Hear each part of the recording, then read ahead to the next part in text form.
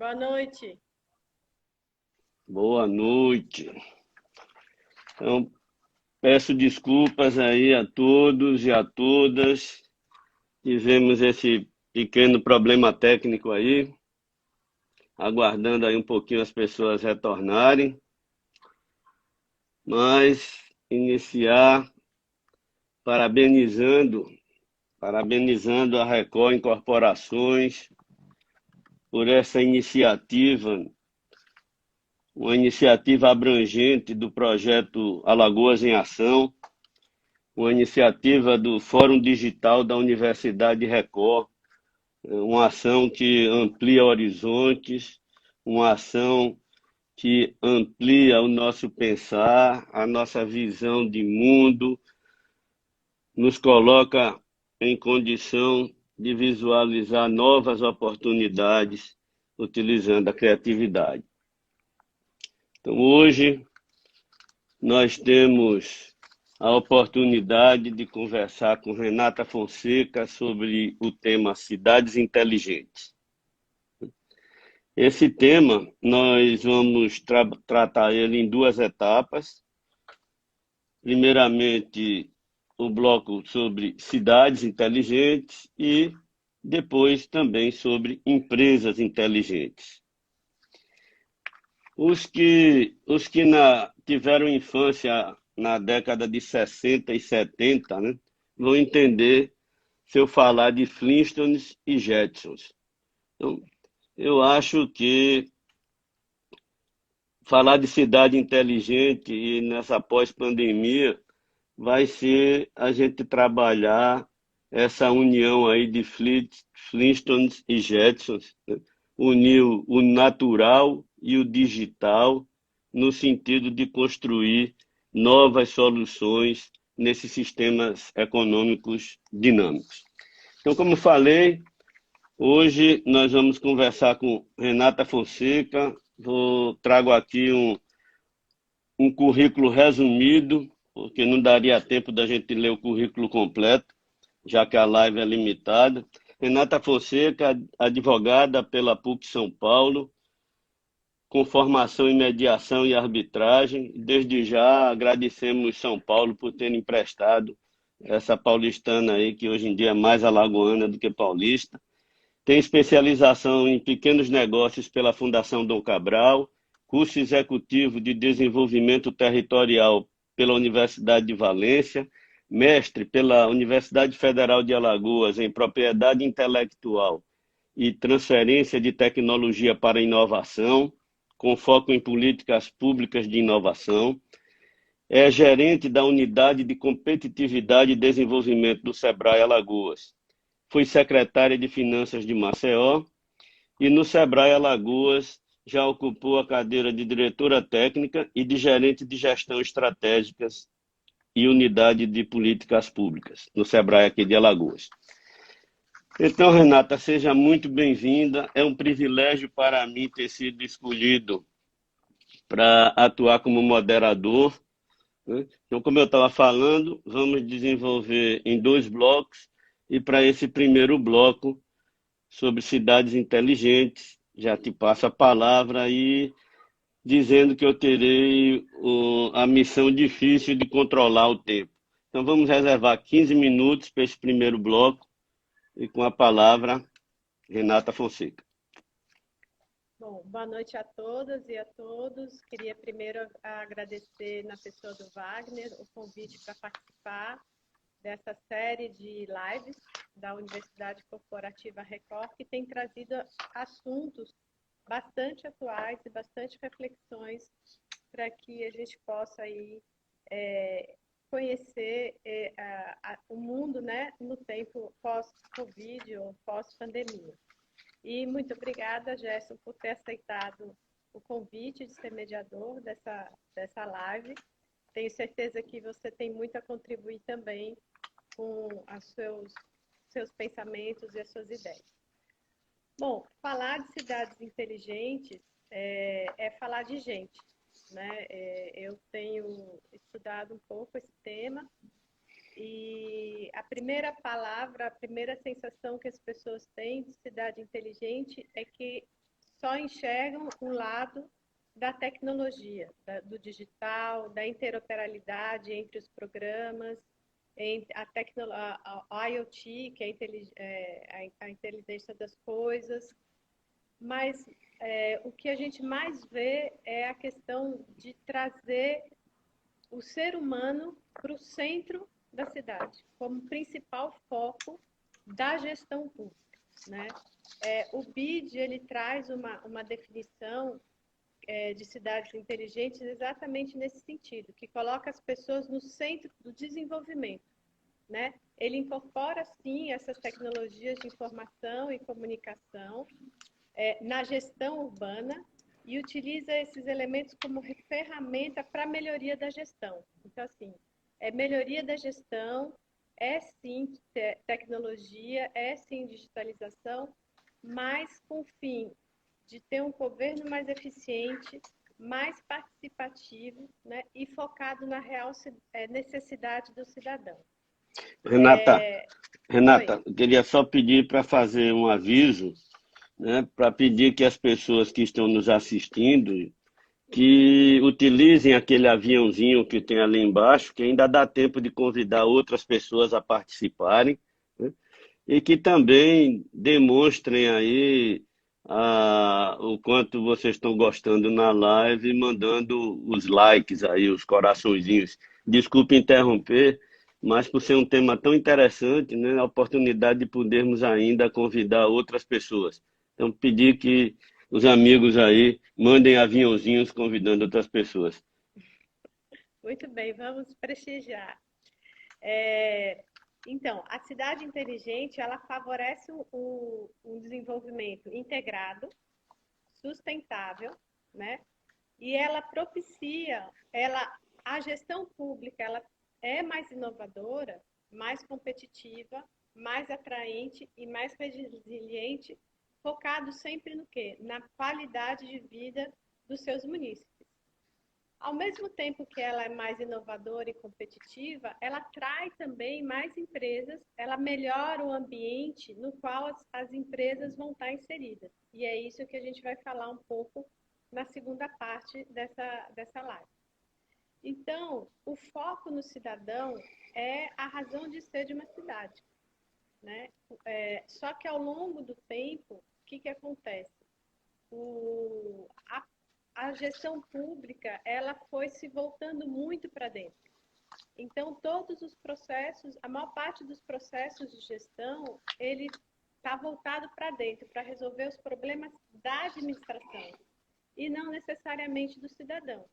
Então, esse é o lado, por exemplo, onde a gente vê muita burocracia, uma burocracia que o cidadão não consegue entender, que dificulta o acesso aos serviços públicos, que dificulta o desenvolvimento das empresas também, porque tudo é muito demorado, muito custoso.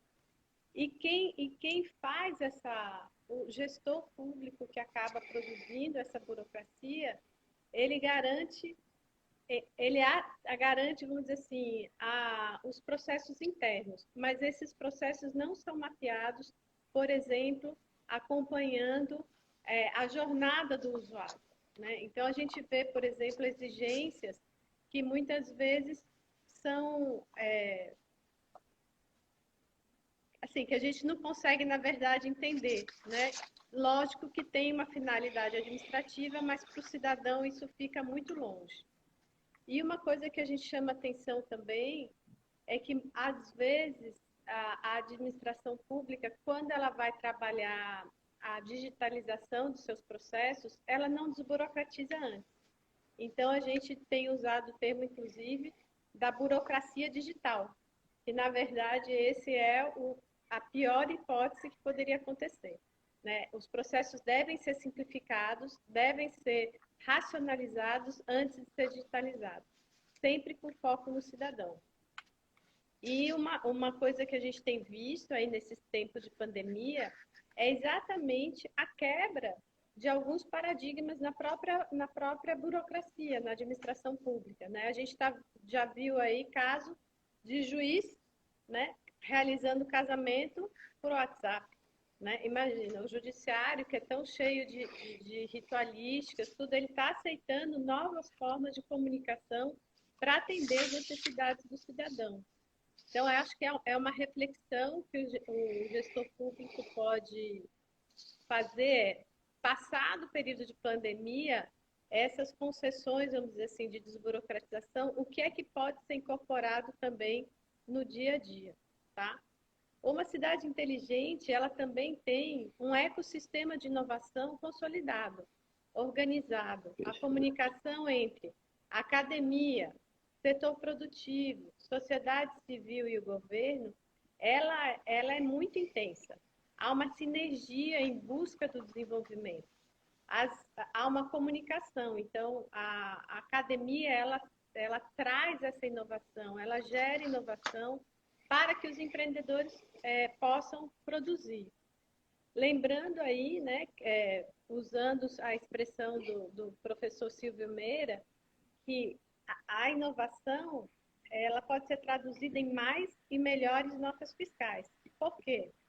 Às vezes, na bancada de um professor na universidade, ele tem uma descoberta, tem uma invenção, mas aquilo não necessariamente é inovação. Se não conseguir chegar ao mercado e gerar notas fiscais, ele é apenas uma invenção ou é um ato criativo, certo? E por que mais e melhores notas fiscais? Porque ou você vai ganhar em escala, então são mais notas fiscais, ou você tem um produto suficientemente exclusivo que você faça poucos, mas tem uma entrega para o mercado muito grande. Então, mais e melhores notas fiscais. Então, o ecossistema, ele é o grande articulador desse desenvolvimento inovador no município, né? Por isso, uma cidade inteligente, ela também tem que ter uma política de dados abertos bastante clara, que o cidadão entenda, que o cidadão possa usar esses dados ou possa gerar novas interpretações a partir desses dados abertos. O que a gente vê é que essas cidades com dados abertos, elas permitem geração, inclusive, de novos negócios, de startups, a partir desses dados. Então, e que muitas vezes são contratadas posteriormente pela própria gestão pública. Então, o dado aberto, ela permite o cidadão conhecer melhor a cidade, permite também que o empresário, o empreendedor da startup, por exemplo, gere produtos que muitas vezes pode ser incorporado pela administração pública e oferecido para a sociedade. A outra coisa é a incorporação, né, do digital, e a gente tem visto aí que tanto as empresas como o poder público estavam aí numa caminhada do digital, mas meio presa ao passado, né? Agora, com a questão da pandemia, do Covid-19, a gente vê que a transformação digital, o que não andou nos últimos 10 anos, andou nos últimos 3 meses, né? Quer dizer, o empresário e a gestão pública, ela fez a transformação digital ou ela não consegue sobreviver, né? Ela não consegue atender o cidadão. Então, muitas coisas que estavam sendo postergadas na própria administração pública, em termos de transformação digital, foram muito aceleradas agora por essa pandemia, né? A administração pública de cidade inteligente, ela também é bastante participativa, não só no planejamento, mas como na gestão, né? E aí eu sempre digo que existe uma diferença entre um planejamento participativo protocolar e um planejamento participativo efetivo. E para a cidade realmente ser inteligente, ela tem que ter uma participação efetiva. O que a gente percebe? Muitas vezes, o cidadão, ele conhece melhor a localidade dele. Ele vai aonde a administração pública muitas vezes não vai. Então, ele conhece as soluções e, por mais incrível que pareça, muitas soluções que eles propõem são mais baratas do que a própria visão da administração pública. Então, essa interação ela é muito importante, né? A governança, ela tem que ter uma governança clara, ela tem que ter uma governança transparente, que as pessoas possam também se manifestar, né? A gestão, ela é integrada, o que a gente vê muitas vezes hoje tende a diminuir, mas é você ter que pegar um documento, por exemplo, da prefeitura, de uma secretaria para outra. Está lá no arquivo da prefeitura, né? Então, não precisaria apresentar de uma secretaria para outra um documento que é da própria prefeitura, né? Então, essa integração também, ela é muito, muito importante para oferecer melhores serviços ao cidadão. E isso gera economia de tempo, gera economia de recurso, melhora a mobilidade, né? Porque se o cidadão não tem que sair 3, 4, 5 vezes para resolver o mesmo problema, com certeza ajuda no trânsito. E a cidade inteligente também, ela é acessível, né? Ela tem a questão da mobilidade é uma prioridade, né? A questão de transportes públicos eficientes. Em Medellín, né, o prefeito dizia que não é que as pessoas das classes menos favorecidas teriam que ter carro, e sim das mais favorecidas teriam que preferir andar nos transportes públicos. Então, essa é uma máxima, né, que a gente vê em alguns países, mas aqui ainda está bem longe. A questão das ciclovias, e aí a gente vê também como as cidades mais estruturadas, elas têm capacidade de se adaptar rápido. A França agora, durante a pandemia, ela considerou serviços essenciais as oficinas de consertos de bicicleta, para estimular as pessoas a se transportarem a céu aberto, sem aglomeração, né? Inclusive, ela deu vales bônus para que as pessoas consertassem as bicicletas, comprassem mais bicicletas para evitar entrar no metrô ou no ônibus, que é um lugar de possíveis aglomerações, né? A questão da arborização, né? Uma cidade inteligente, com certeza, ela é uma cidade verde, ela tem uma temperatura amena por conta das questões de arborização. E tem calçadas acessíveis, que essa é uma realidade difícil ainda de encontrar no Brasil, né? Em outros países a gente vê isso claramente. Aqui o cadeirante ainda sofre muito, né? A pessoa com alguma limitação de mobilidade também sofre nas nossas calçadas. E isso é quase uma desconsideração pelo ser humano. Né? Então, cidades inteligentes, quando põe o ser humano no centro da sua gestão, tem que pensar em calçada também. Pode parecer básico, mas a gente ainda não tem essa realidade no país. Gerson. Obrigado, Renata, e sua excelente disciplina do tempo. Acho que não aconteceu isso em nenhuma outra live comigo. Mas complementando, né, essa questão da cidade inteligente, né, do cuidado com a coesão social, né, o trato desse tecido social da cidade, para que haja uma coesão social, que você tenha o planejamento das novas áreas urbanas, contemplando, né, segurança, acessibilidade, mobilidade e um tema da questão da energia, né? As cidades inteligentes, além de tudo isso, né? Além de ressignificar esse conceito com urbanidade e humanidade, o trato com seus recursos naturais, o trato com seus recursos energéticos. Então, uma cidade inteligente, ela tem um consumo consciente de energia. Seus moradores têm um consumo consciente de energia. Existe um conceito de integração energética, né? E hoje em dia, lá na Algás, nós dizemos assim, vamos gerar soluções pensando fora do tubo, né? Então, o gás natural, ele faz essa transição dos combustíveis fósseis para as energias completamente limpas. Então, o uso da energia solar, a energia fotovoltaica, né, entrando cada vez mais nas soluções de energia. A geração distribuída, você gerar mais próximo do consumo, evitando desperdício. Então, das 20 cidades inteligentes no mundo, as primeiras top 20 aí, é o, a Europa, né? Várias delas, dessas 20, são cidades europeias.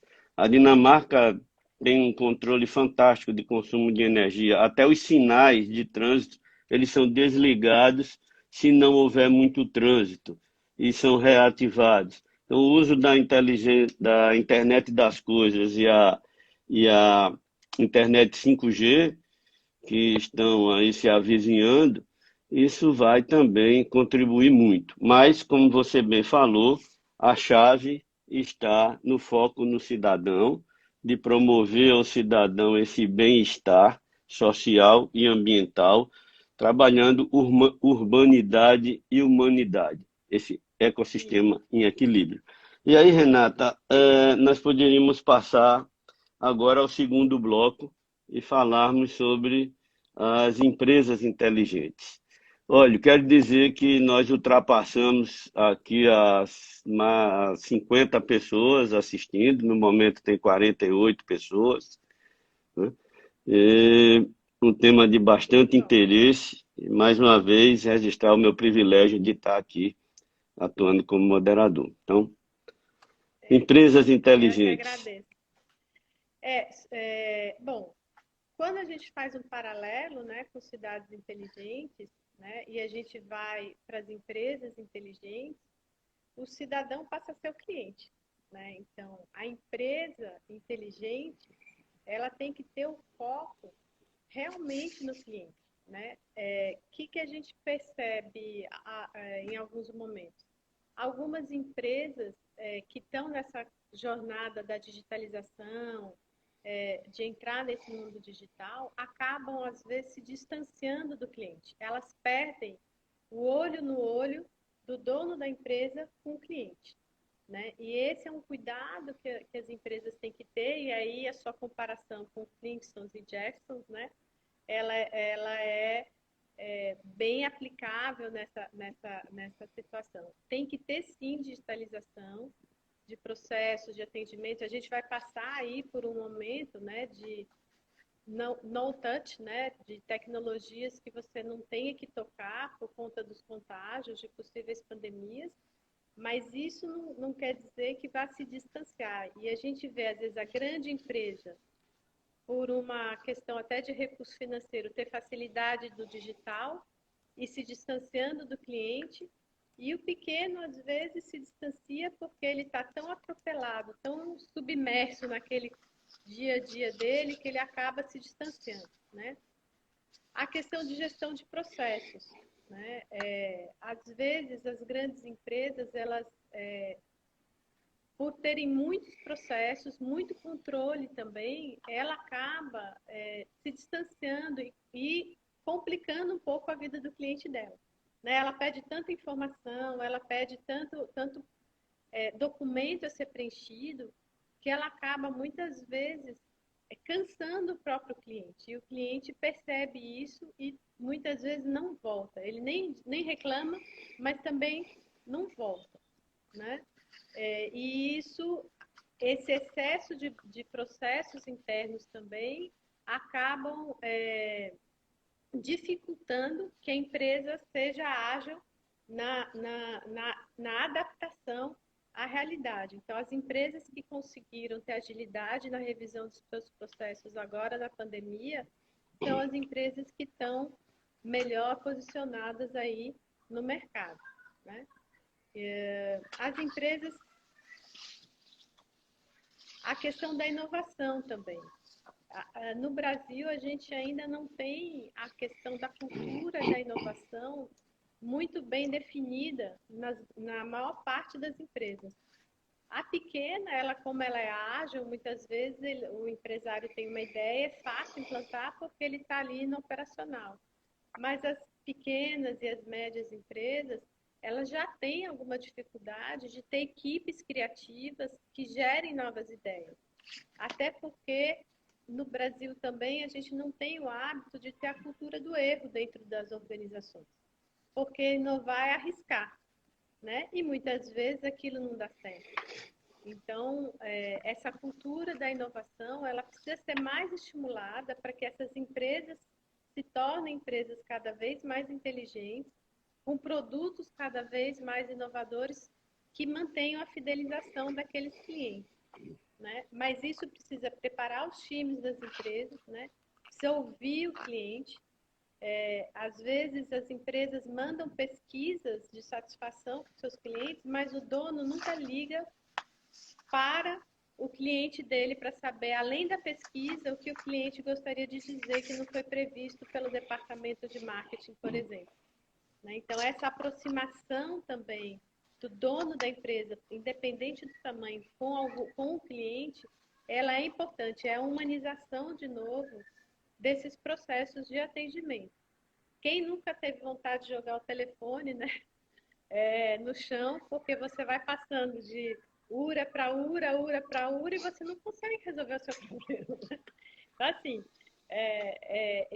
isso é importante, porque você consegue escalar o atendimento, você consegue eliminar algumas perguntas-chave, mas as pessoas precisam, as empresas precisam repensar um pouco isso para não se distanciar demais dos clientes também. Então, uma empresa inteligente também tem que estar, ela tem que ser digital e tem que ser, ao mesmo tempo, olho no olho, né?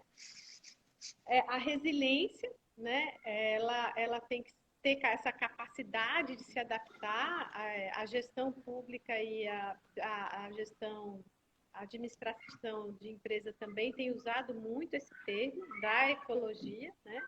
Eu acho que cada vez mais esse ecossistema, resiliência, a gente vem prestando mais atenção na natureza, que é um sistema completo, né, interdependente e complementar. E isso é uma coisa que deve ser observada também na gestão, né?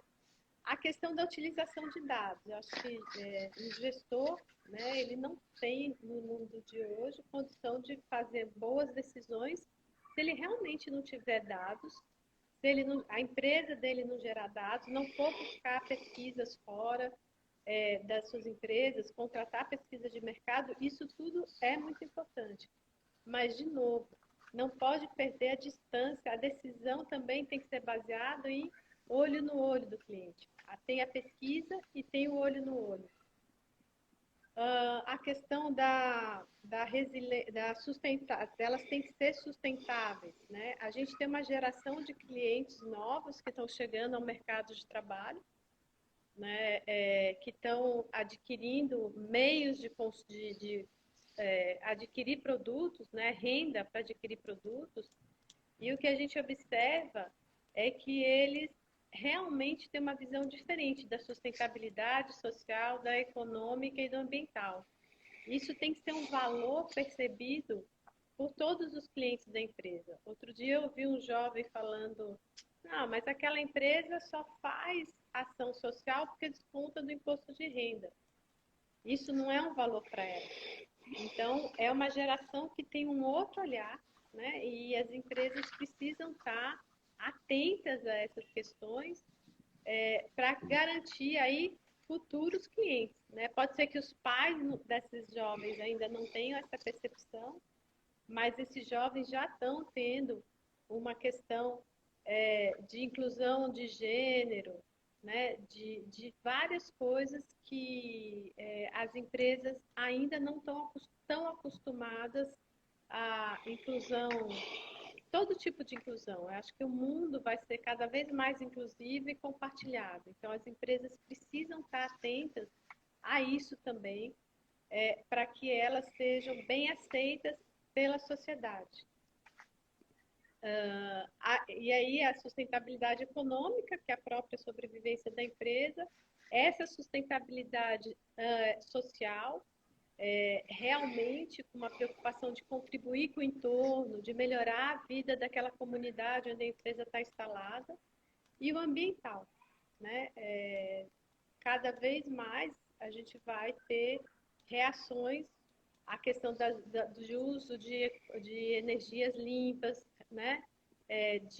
Da questão dos resíduos sólidos, de descartes, de várias questões que esses jovens que estão vindo, eles já cresceram com isso, não é uma novidade. Para eles passa a ser até uma obrigação, né? Embora até a lei já preveja isso. Então, eu acho que tanto a cidade inteligente como a empresa inteligente, ela vai ter que descobrir o seu caminho de ser mais humana e mais digital ao mesmo tempo.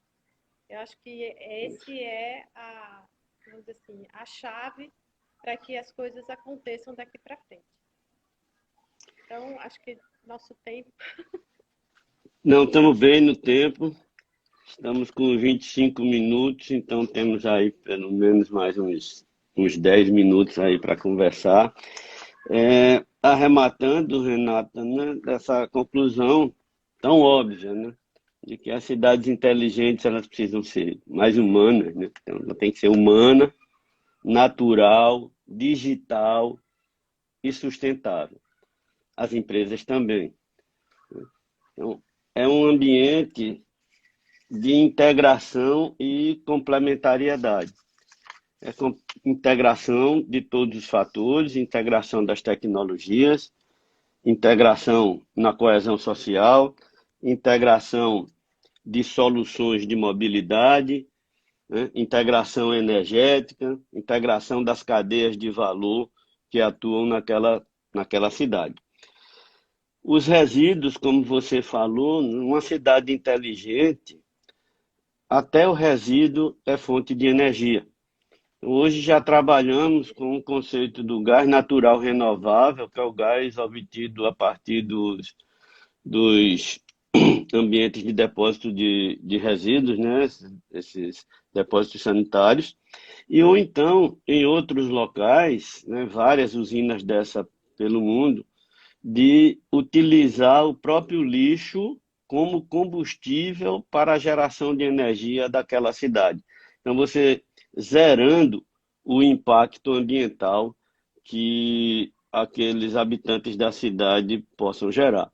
Então, um consumo mais consciente de energia, uma redução de resíduo e o resíduo que seja gerado, ele poder ser utilizado como fonte de energia. Cidades inteligentes, elas trazem em seu bojo essa integração, essa complementariedade. Isso. O que a gente percebe é que as cidades inteligentes, né, a gente acha que passar caminhão de lixo todo dia é uma boa gestão da limpeza urbana, mas na verdade não, né? Porque as cidades inteligentes, elas geram menos lixo, né? Tudo é muito mais reaproveitado, tudo é descartado adequadamente e, e vira, na verdade, fonte de receita para muitas pessoas. Hoje, muitos negócios eles estão se desenvolvendo a partir da própria reciclagem desses resíduos, né?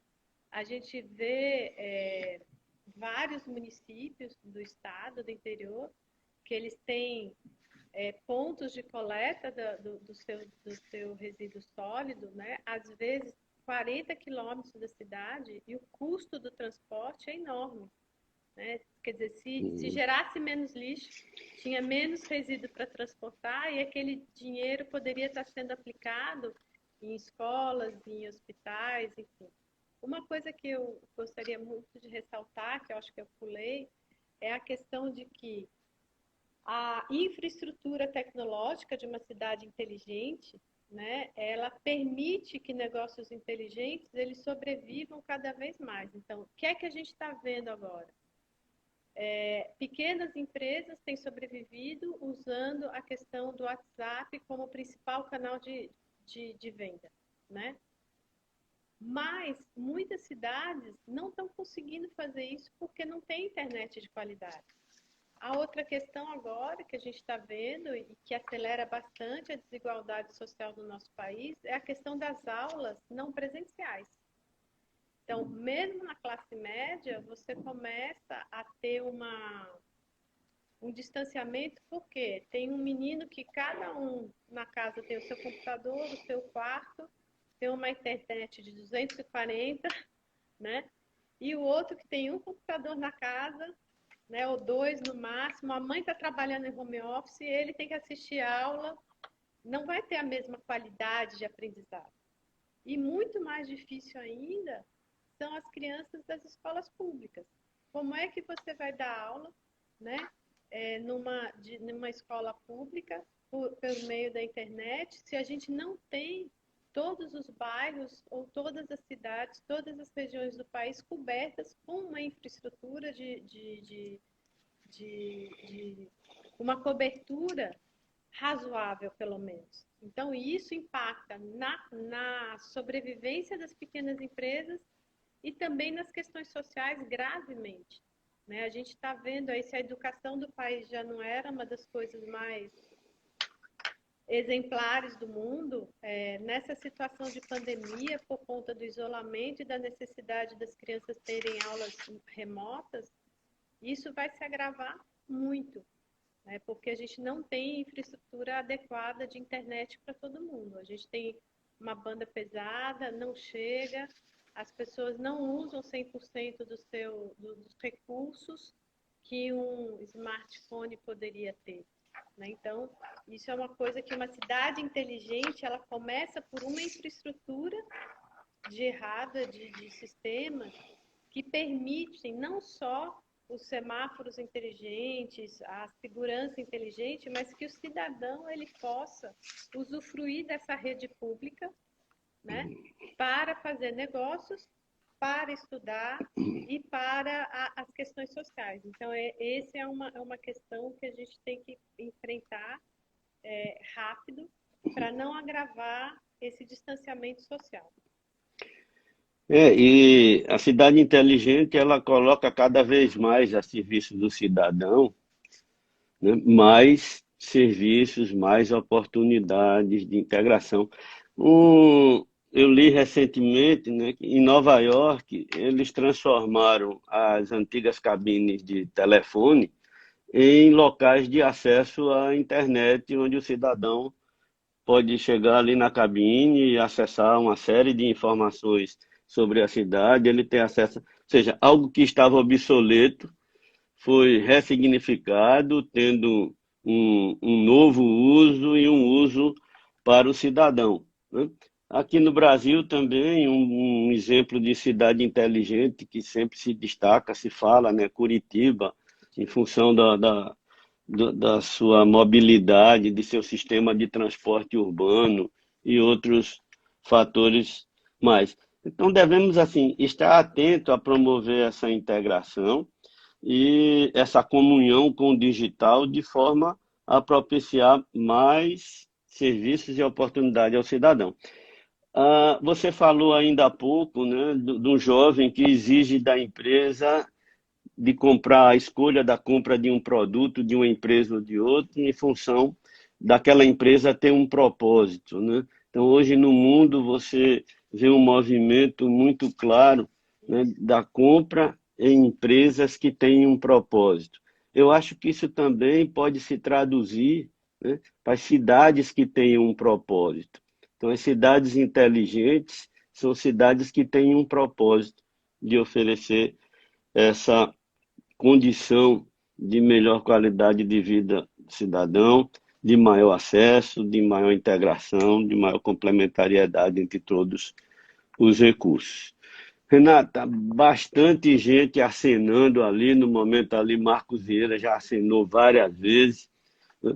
Sebrae presente ali em empresa, muitos amigos, né? E eu quero colocar aí para vocês, para as considerações finais dessa nossa live de hoje. Então, o tema cidade inteligente, a cidade inteligente, ela tem negócios inteligentes. Por quê? Porque ela tem um ambiente de negócio favorável, né? Ela facilita a vida do empresário, desde a abertura da empresa, sendo facilitada, desburocratizada. ela estimula esse ambiente, o ecossistema de inovação, para que as soluções possam chegar ao mercado. Ela tem a mão de obra, ou o cidadão com uma qualificação diferenciada para contribuir também com essas empresas e com o desenvolvimento do município. Então, cidades inteligentes que têm a razão de ser nesse balanceamento entre o digital e o humano, né, com foco sempre no digital como meio de melhorar a vida do humano, e as empresas também. Eu acredito que as empresas inteligentes elas vão ser capazes de usar o digital para acessar melhores clientes, para acessar de forma aproximar o cliente e não colocar o cliente mais longe das empresas. Eu acho que esse é o cuidado que as empresas que estão nesse caminho do digital têm que ter. O digital tem que ser para aproximar e não para distanciar dos seus clientes. Então, eram essas conclusões finais. Renata, muitíssimo obrigado. O Wagner está ali relembrando que, como houve aquele pequeno atraso ali no início, nós temos aí alguns minutinhos e oportunidade para responder algumas perguntas, né? A minha dificuldade agora é de como localizar a pergunta aqui no, no telefone. Eu estou tentando ver por aqui, peraí.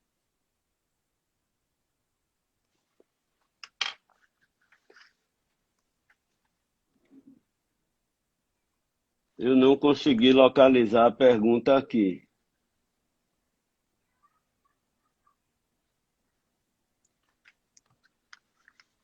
Wagner, tem alguma dica de como localizar as perguntas que as pessoas fizeram? Não, tem uma Tem observação ali de uma fazer pergunta: como aqui. sensibilizar os políticos para essas mudanças? Também coloca logo uma pergunta difícil, rapaz. Eu acho que é uma outra live, né? Aí é outra lá, vai ter que começar tudo de novo. Não, mas eu acho que, assim, na verdade, já existe um grande movimento no mundo todo para essas questões de cidades inteligentes, né?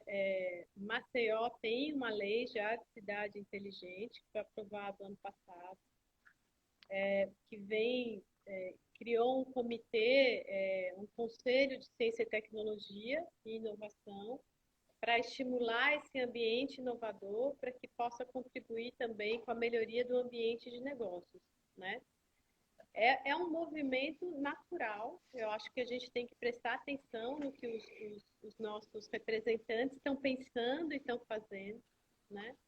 E mostrar que é um caminho sem volta. Quer dizer, o gestor público que perceber na, na, na humanização da sua administração, ele com certeza vai fazer diferença. Eu acho que tem formas de mostrar.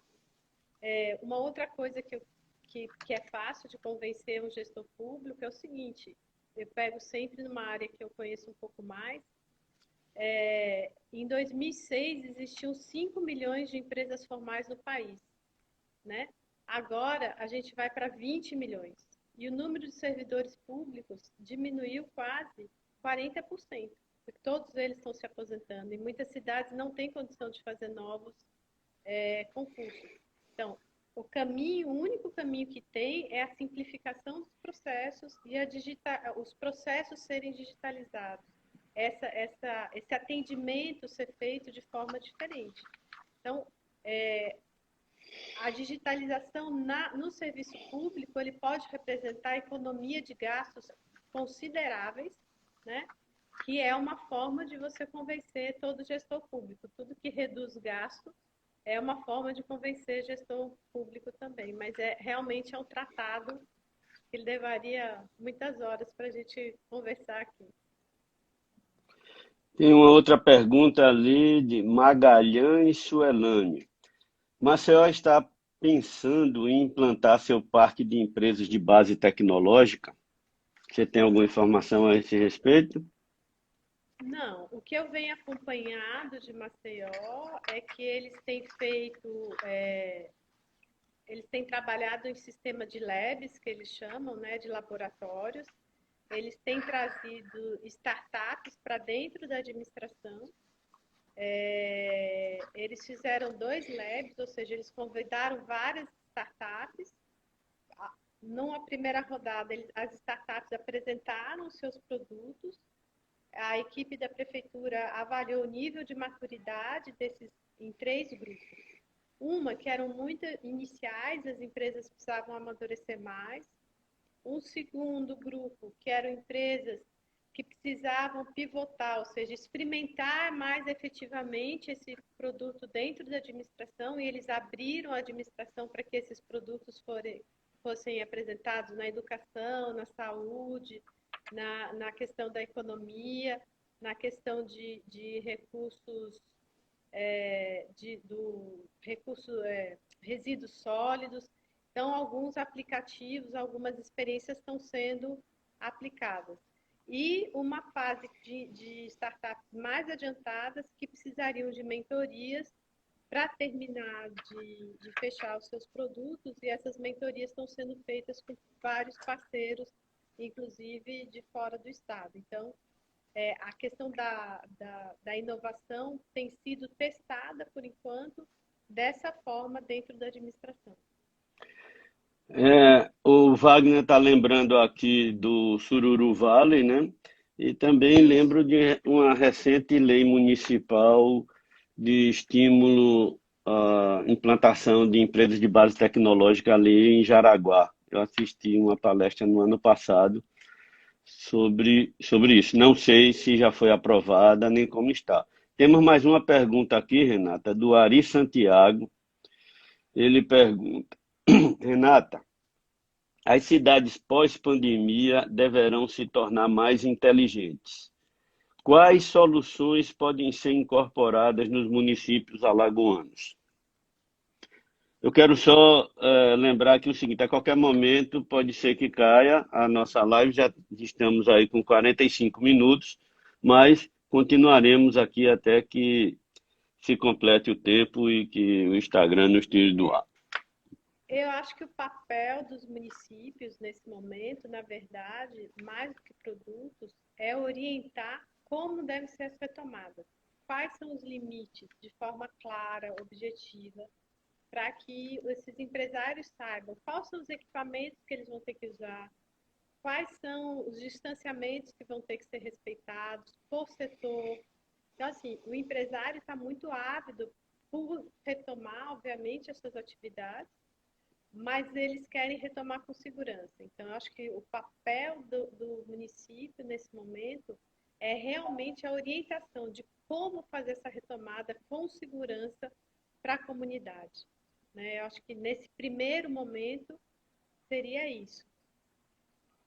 O Marcos Vieira está ali reforçando justamente que a partir da implantação do Centro Tecnológico de Jaraguá, espera-se gerar um ambiente atrativo às empresas de base tecnológica. O Wagner, trazendo mais uma pergunta: que proposta poderiam propor aos pequenos e médios empresários de Alagoas? Que proposta? Uhum. Primeiro, aqui a gente não tem empresas, nem assim, a maior parte das pequenas empresas de Alagoas, elas não são inovadoras, né? Elas, ao contrário, elas tendem a copiar o que já vem sendo feito, tanto em produtos como serviços. E cada vez mais, no caso da Algás, pensar fora do tubo, né? Se cada um pensar fora da sua caixa, e aí entra de novo a questão do cliente no centro da empresa, né? Ele realmente conversar, chamar o cliente para ajudar a desenvolver novos produtos, né?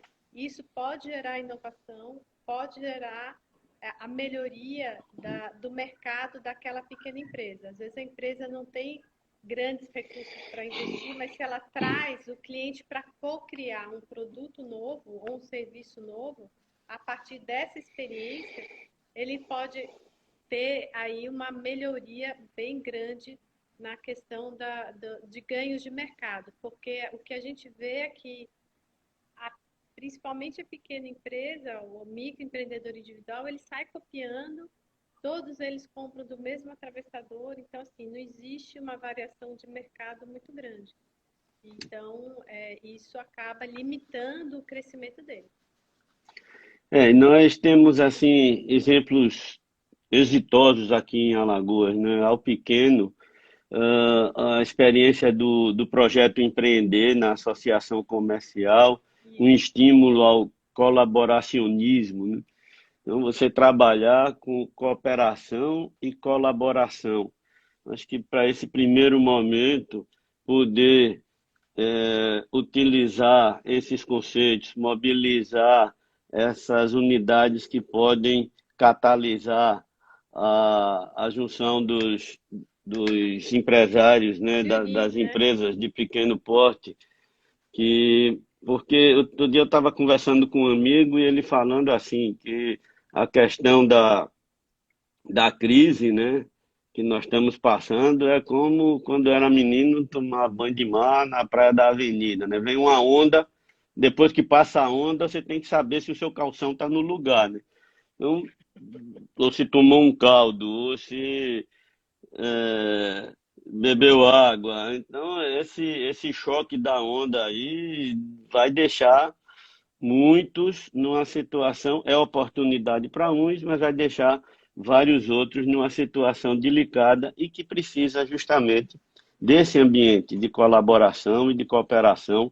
É, E cito aí a Suelane Magalhães ali ressaltou, lembrou bem outro exemplo de incubadoras de negócios que nós já tivemos aqui, sim, eh, um, um, o Sebrae, a Universidade Federal, então foram processos também exitosos de incubação de empresas, o empreender na associação comercial para o pequeno, porque esse ambiente que nós estamos falando de cidades inteligentes, ele é ele propicia tudo gradativo, isso.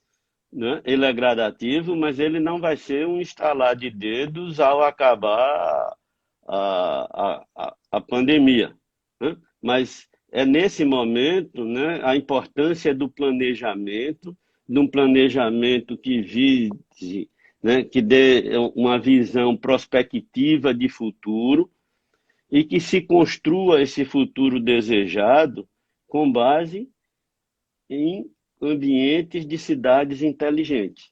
Então, precisamos Isso, estar voltados a construir um futuro desejado de cidades inteligentes, para que a resiliência possa ser ampliada. Então, vamos viver um ambiente em que você tem que ter eficiência com resiliência.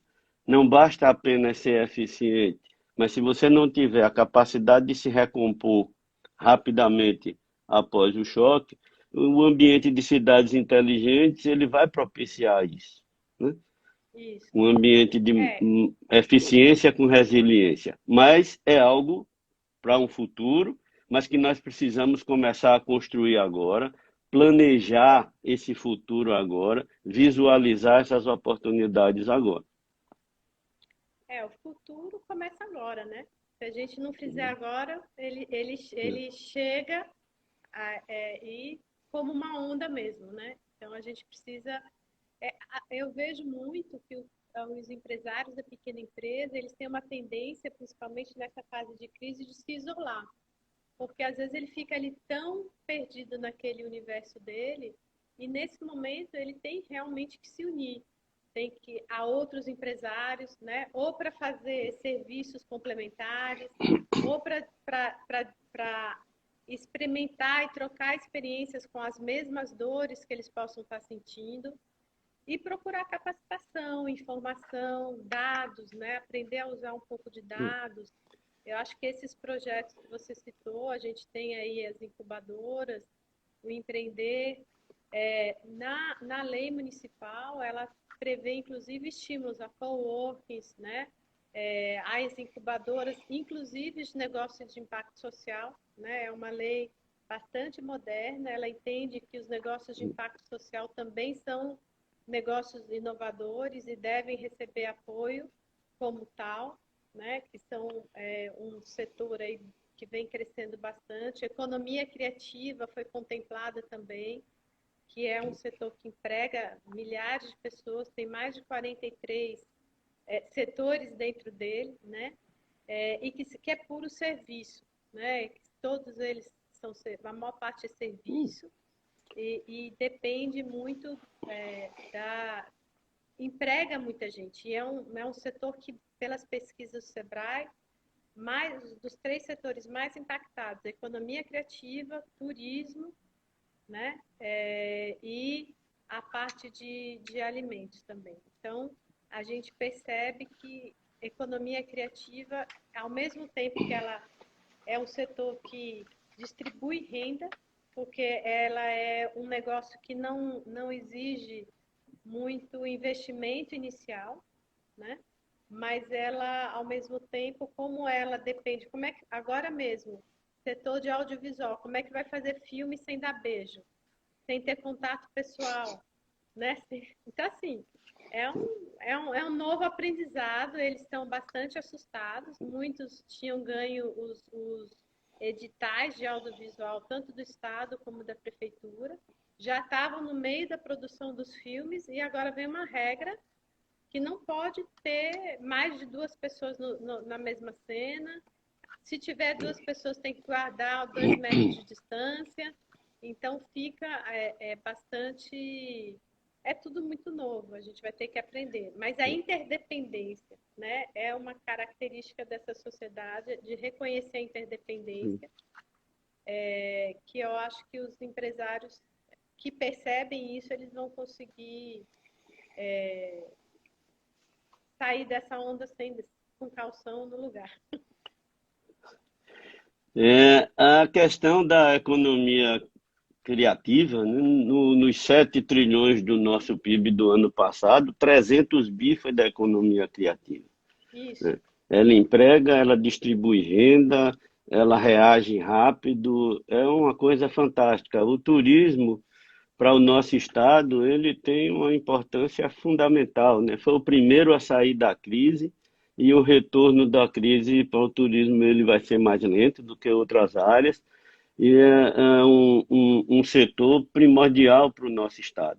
Mas, apesar dos estragos que naturalmente a crise está causando e vai causar, eu gosto de lançar um olhar para o futuro, né? Esse olhar mais prospectivo de oportunidades e que outras oportunidades poderão surgir.